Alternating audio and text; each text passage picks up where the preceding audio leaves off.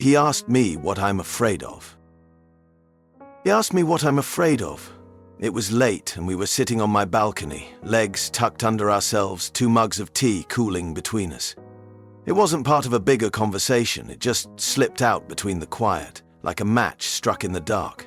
I laughed, reflexively, said something dumb like spiders or taxes or getting old.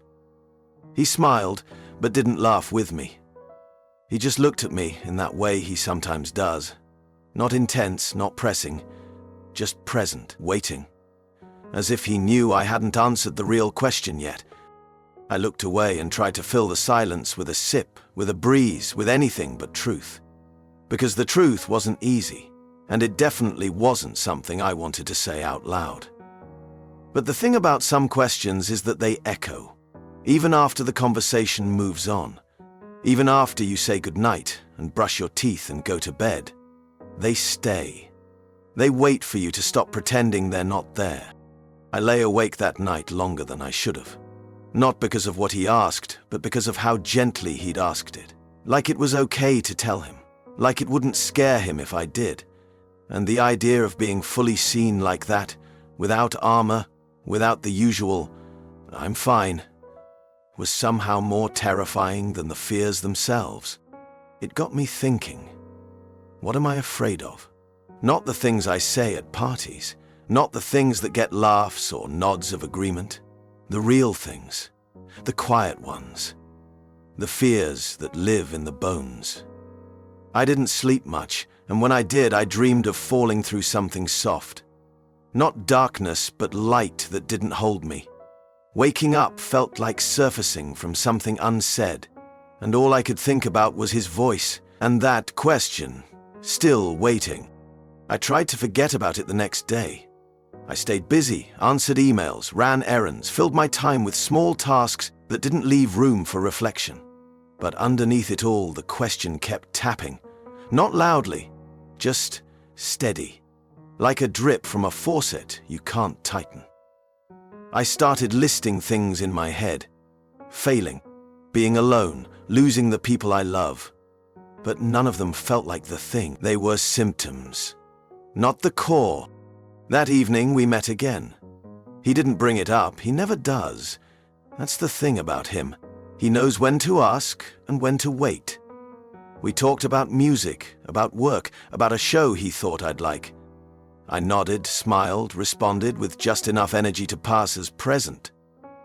But my thoughts kept circling back. Not to the question this time, but to the answer I didn't want to give. After a pause in the conversation, I looked at him. Really looked. And before I could talk myself out of it, I said, "I'm afraid of disappearing."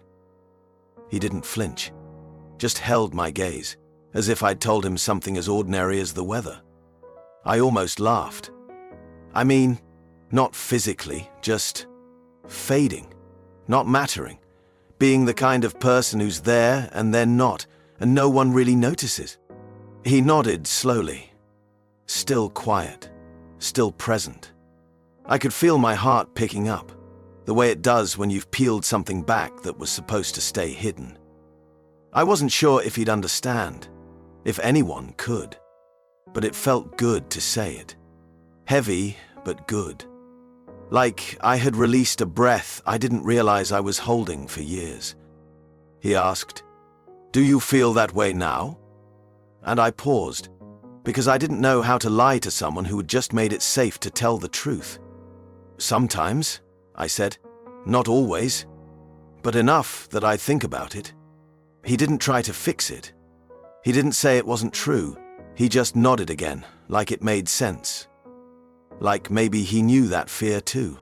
I thought that saying it out loud would make it worse, that once the words left my mouth, they'd grow into something bigger, something undeniable. But it didn't happen like that. If anything, it quieted the noise, just a little. Like the fear had been waiting for someone else to acknowledge it, to hear it without shrinking away. And now that someone had, it didn't feel so heavy to carry anymore. We didn't talk much after that. Not because things were uncomfortable, but because they didn't need to be. There's a strange kind of intimacy in being understood without explanation.